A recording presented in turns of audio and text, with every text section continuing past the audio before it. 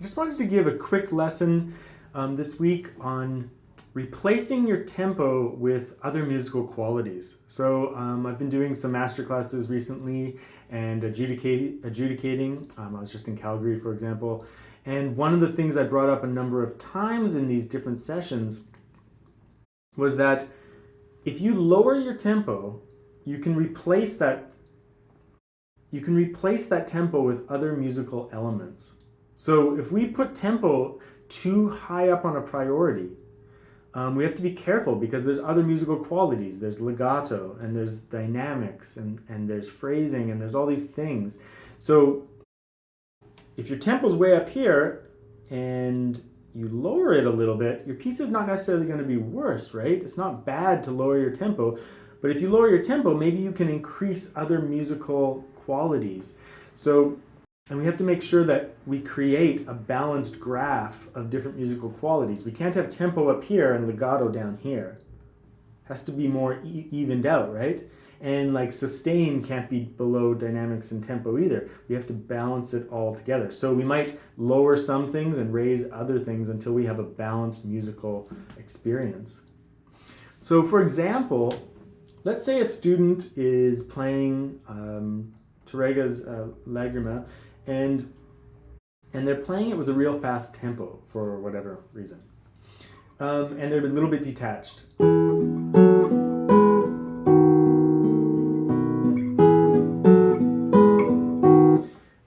And as an adjudicator, I might say like, okay, let's lower the tempo, but increase the sustain of all the notes and the legato effect, being smooth across the phrase. So then we replace it with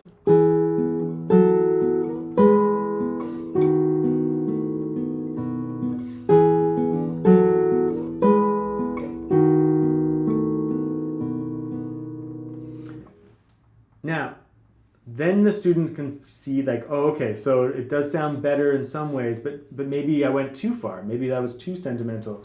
So we could try now to lower the tempo less, but still keep some of that sustain and legato up there.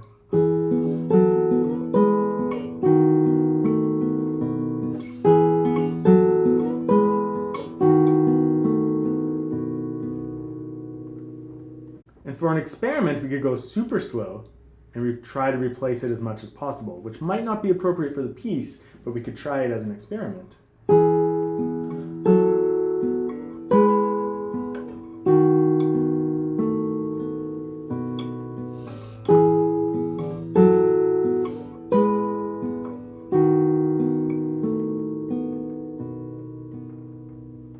And as a student, you're going to want to try all these different things. Well, not as a student, just as a musician. You want to try experimenting with balancing out the different musical levels.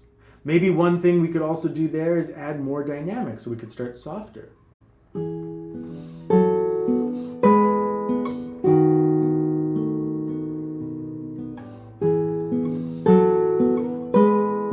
And so there's all these musical elements that we can experiment with and add to our pieces, and tempo is just one little tiny thing. And in general, most students should lower their tempo and increase the other musical aspects, because those other musical aspects are so important. Tempo is not the most important one. Students sometimes feel let down by the fact that their tempo isn't as fast as a professional or something like that.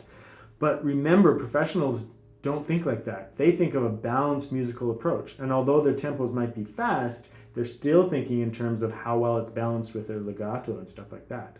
So if you want to be a good musician, even though your tempos aren't very high, then all you have to do is think about balancing your different musical elements so that you have something that is more coherently balanced, and then you can be a good musician regardless of how fast you play. So keep that in mind and experiment with that in your own pieces. And don't get too caught up in the idea of fast tempos being good. You have to go at the speed that allows you to be a good musician.